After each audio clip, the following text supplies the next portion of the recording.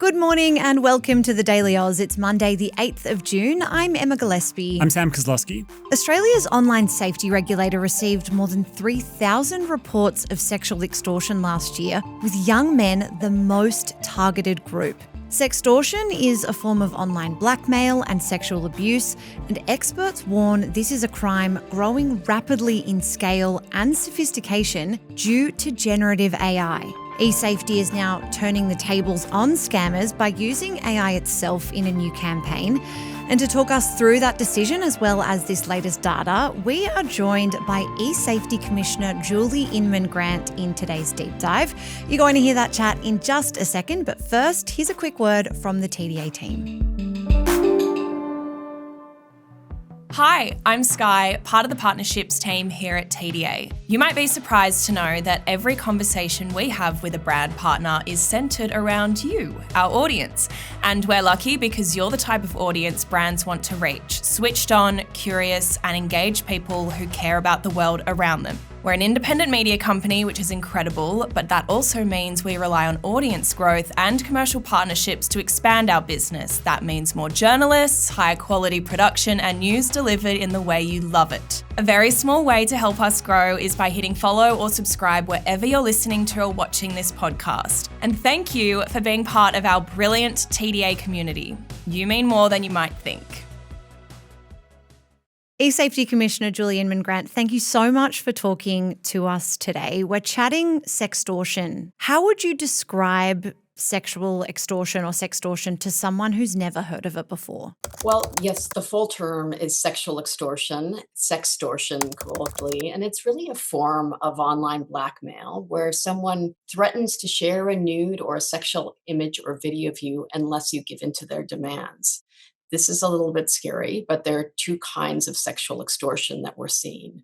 One is called sadistic sexual extortion, and it tends to target young girls, often for more sexualized content or contact offending. What we're really talking about today is financial sexual extortion, and a lot of this is really lucrative for organized criminal gangs. So a lot of them are based overseas. And they tend to target young men between the ages of 16 and 24. And it's almost always for money. In 2025, eSafety received more than 3,300 reports of sexual extortion.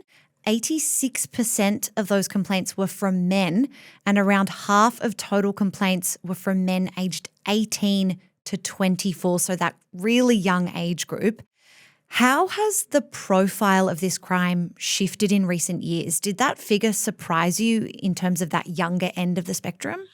Well, we've really seen a huge spike in this kind of harm type over the past 5 years. We first started seeing this in over COVID, and the target was generally international students. And that makes sense, right? Often international students are from means, they're paying full tuition. They may not understand the dating conventions here in Australia. They're away from home. Everything was being done online. We even had a poor Swedish backpacker that ended up at our offices looking for help. So that's when we started to see it. And again, then the blackmailers or the overseas criminals started to realize that the Nigerian prince scam or entering the lotto and winning the lotto that you never entered was not being as lucrative. This is a pretty ingenious way to target young men who might want to take a risk, have a sexy chat. There's a hot blonde who's, reached out to you and seems to know your friends and people from an adjacent school. They do their research in advance. In many cases, sextortionists are overseas, as you have flagged. So what kind of tactics have you seen them use to make themselves appear local and legitimate? Because many victims think that they are talking to someone in their suburb or state or somewhere in the country, right? What we're seeing that's really alarming is that because criminals don't have compliance rules, they tend to be early adopters of advanced technologies. So we're starting to see more vishing, which is voice cloning to use phishing type social engineering scams. But also what we call face swapping. So using deepfake technologies where they can superimpose a false face on their own, and it looks like you're conversing with a woman or another person that you're not conversing with. This is how convincing the technology is. I mean, you'll remember the days when you could pick all of the grammatical errors or the spelling errors. Generative AI helps make that perfect for people. So, a lot of social media sites or even dating sites may have information on who your followers are. You can do some really pretty basic analysis, and you can see who is responding to different posts. So they will do their research in advance, particularly once they get a bite, if you will, from the phishing attempt. And we have seen on some platforms like Instagram up to 10,000 fake and imposter accounts using the same image of a blonde person. I think this particular one that we identified and said, "Hey, you might want to use some machine learning to to identify some of these faces because they're using the same image." So we're literally seeing kind of colonization of these types of platforms. It isn't sophisticated in terms of how it reels people in. We call this a kill chain. And the scripts that they use are pretty consistent as well. You will have seen some of them, but there is a script, and that's what's important. There'll be certain scripts where they will try and suck you in. We've captured a number of those scripts and we've provided those to a range of online platforms as well so that they can use AI technology to be able to surface up and issue warnings to users or to deplatform those who are using those kinds of scripts. But there's a lot more that could be done in terms of nudity detection, and also geographical location. So we know a lot of these organized criminals, you may have heard of the Yahoo boys that are based out of Nigeria. There are different areas where a lot of these, and also in Southeast Asia, where they have phone and other centers where they're literally doing this en masse. I've heard some victims explain phishing schemes where they thought they were talking to someone in Australia because they had an Australian phone number. They had the +614 area code. So therefore they thought that that was proof. But I suppose that just shows us how sophisticated these schemes can be, that even a phone number that appears legitimately local can still be coming from an overseas actor. Yep, these can be spoofed. And often when you get strange numbers that go into your voicemail, with current technologies improving, all they need is 10 seconds of your voice to be able to create a voice map and then use someone else's voice. And this is where the Hey Mom scheme was well reported on a while ago. But this is, the child asking parents for money or saying that they're kidnapped. Again, there are a lot of ingenious and ingenuitive ways that criminals can try and use these technologies to fool you. They can even use technologies now to give a person, maybe from elsewhere, an Australian accent. eSafety has launched this new campaign. It's called If Sextortionists Were Honest. And basically it gives us a glimpse into kind of these generative AI videos, a conventionally beautiful woman kind of luring someone in and then blackmailing them essentially. I think there'll be a lot of people who might find this campaign quite confronting, seeing generative AI used in this way. How did you land on that approach? Well, I think, one, it's not something that people would be expecting from a government agency. And while you're reaching young people every day, if it doesn't have an air of authenticity, it is really hard to reach young people and send them convincing messages. So the whole idea with this was to make it realistic enough that people would question. And this is exactly what we want young people to do. We want them questioning everything. Why would this beautiful young person come out of the blue and just start talking to you and, within 5 minutes ask you to take off your clothes.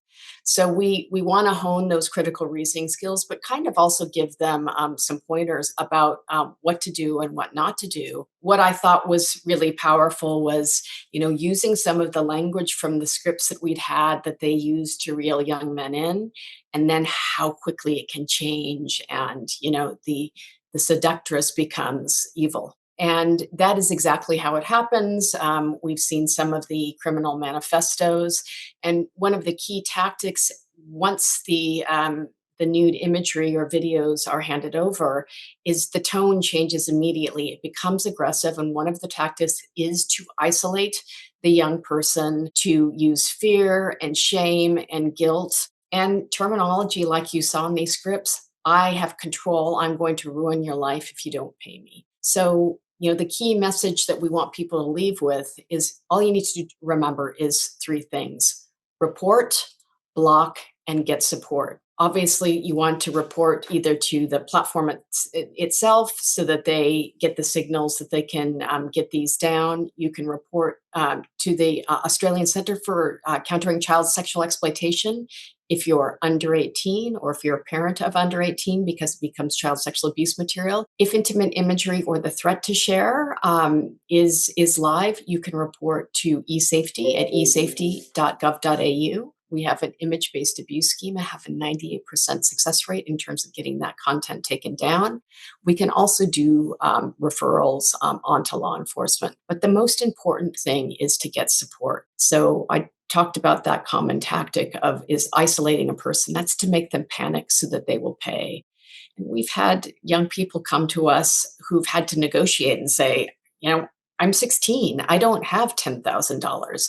And they will negotiate down and to get what they can. But what we've also seen is once you pay, they know that you're willing to pay, and they will keep coming back, and they will hold on to that imagery.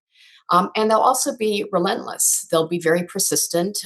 You may have blocked them on Snap, but they might find you on Messenger or iMessage or Telegram and try and reach you in different ways. So just be sure that you're blocking, you're taking screenshots, you're collecting evidence, not only of the account it came from, but what kind of payment mechanisms are they asking you to use. We work with other organizations like OzTrack, and they do that work of tracking down where the financing is going. But the most important thing is get support. Talk to a person you trust. Talk to a parent. I've talked to a lot of parents who've lost children to sexual extortion, and every single one says to me, "We were right down the hall. They would have just knocked on the door. We would have helped them. We would have helped them through this." Yeah, I did want to ask you about that. I suppose shame and embarrassment. We see this with, any kind of range of scams where victims will often feel that initial humiliation that I can't believe I fell for this or whatever it may be, and that will stop them from reporting or seeking action. Do those numbers, that 3,300 figure in terms of how many reports of sexual extortion you guys received over the year, does that reflect the true scale of the problem, or does eSafety have an estimate of what percentage of victims actually report? Is the scale of the problem much bigger, I guess I'm asking? Oh, absolutely. This is just the tip of the iceberg. We're sure it is much more common, which is precisely why we're trying to report on the tactics and what to do, because this is a lot for anyone to take on. And we did some work with the Australian Institute of Criminology last year, and we found that 1 in 10, 16 to 18s are being targeted. As I said, younger kids are being targeted, but the primary target range for sexual extortionists is 18 to 24. Why? Because when you're 18, you're more likely, and above, you're more likely to have income and be working, but you're still taking risks. You don't have your identity and prefrontal cortex totally, formed. But it's also a really awkward time because you're technically an adult. So parents may stop having those conversations with you. You don't have the pastoral care or the support of the school environment, for instance. You're often in transition. So it's a really, really vulnerable time. for young people who might not feel like they can or should reach out to anyone. I think the other thing that we're told, and we try and make sure that this is clear in our messaging, that you are a victim. You are a victim of crime, and you're not going to get in trouble for engaging with us or for sharing your intimate imagery. And there is a lot of scary messaging out there when they talk about this being a crime or this is child sexual exploitation material. Young people tell us that they're afraid they'll get in trouble. And so we just need to kind of get over all of those hurdles and just remember that this is something that young people don't need to suffer in silence around. You're a victim, you're not responsible. Get the help that you need. And, to have people help you through it can make all the difference in the world, and help us there. I want to talk about accountability here, the platforms, who is responsible. Adolescents, young people are commonly first contacted on Instagram, social media platforms, dating apps before they are asked to move to encrypted messaging apps like WhatsApp, iMessage.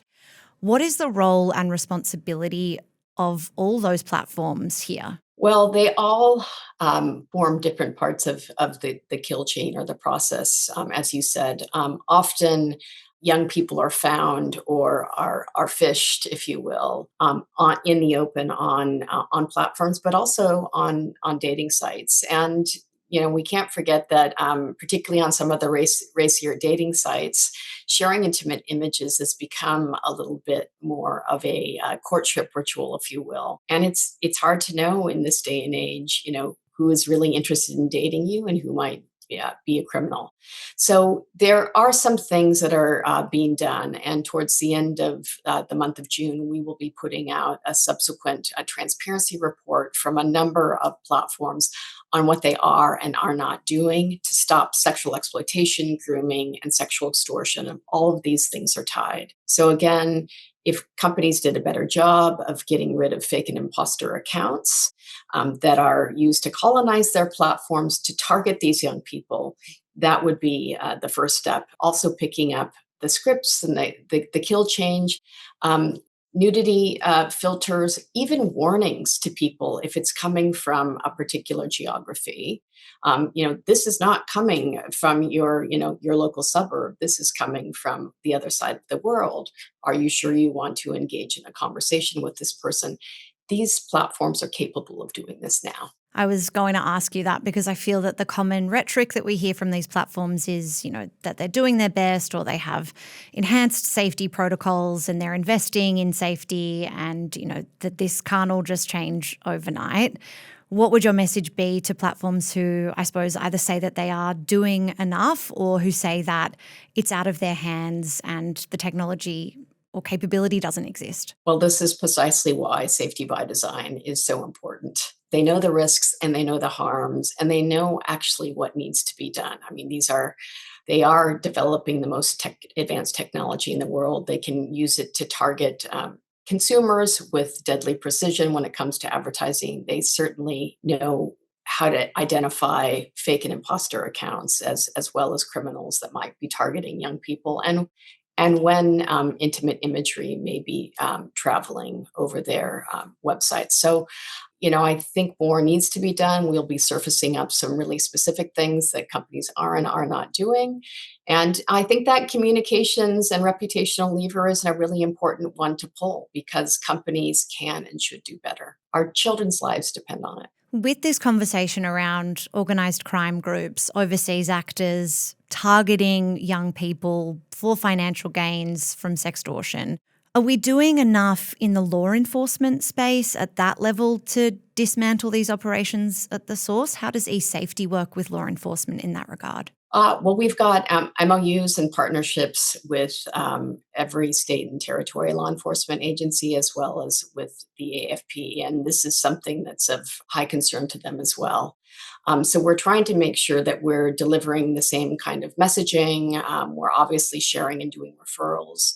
The AFP has attaches in countries all over the world. The simple fact of the matter is that once you pay, it's very, very hard to get your money taken back. And what you're actually seeing is permissive operating environments, often in developing countries where there is a lot of poverty, and these have become cottage industries that either protected by government or government has not had the ability to infiltrate them. When I worked at Microsoft 15 years ago, I remember meeting government officials from the anti-scam department in Nigeria, and they all had bodyguards because these were very dangerous criminals, and those in government that had the audacity to try and prevent their illegal activities were at risk. Just before I let you go, Commissioner, victims we know can suffer really serious psychological harms and consequences linked directly to being the victim of sextortion. For young people who might feel too ashamed or frightened to come forward, maybe a teenager facing a countdown and threats in the middle of the night who, doesn't know what to do, doesn't have the money and doesn't know how to respond. What would your advice be? What would you say to them right now? I would say they can go to eSafety. We've got a whole range of just hit sexual extortion or sextortion. Go to Kids Helpline. If you're 24 or under, go to Lifeline, talk to someone, call a friend, knock on your parents' door. You can even report to our investigators. We do triage. And if it's a high stakes thing like that, Monday to Friday during government hours, we talk to a lot of people, and we'll do the right referrals, whether it's to a hotline or a helpline or to law enforcement. But one of the things that our investigators do, they're serious investigators, but we know that people are in distress, and we speak to them with compassion. This isn't about judgment or anything that any young person has done wrong. I just reinforce that they are the victims, and just remember to report, block, and get support wherever you can find it. eSafety Commissioner Julie Inman Grant, thank you for your time. Thank you for having me.